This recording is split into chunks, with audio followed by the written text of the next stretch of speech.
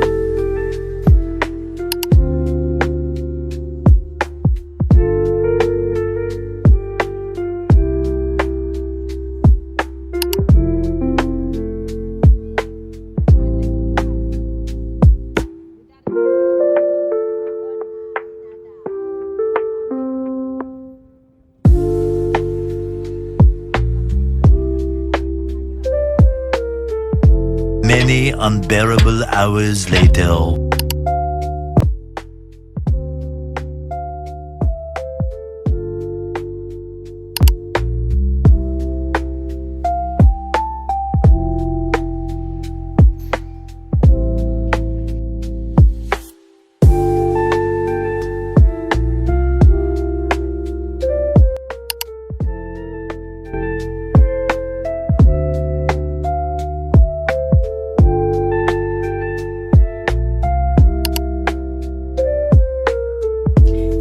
Just coming back from your house.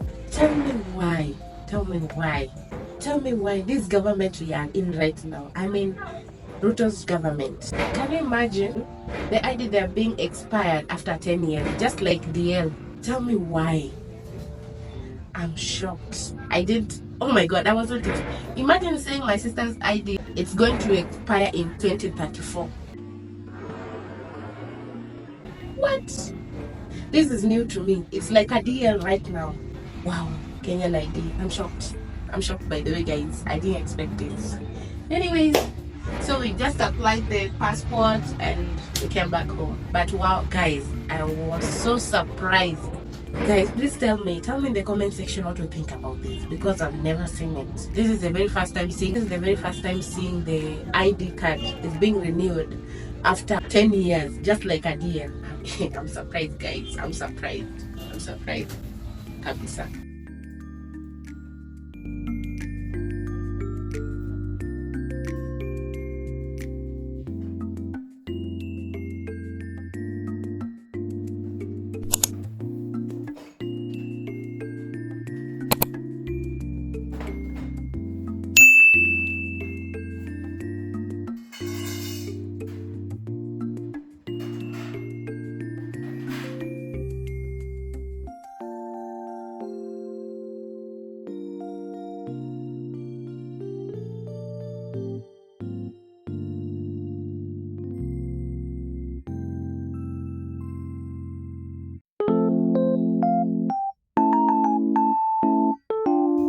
Guys, I don't know how to assemble this one, but I'm going to try. What a man can do, a woman can do it better.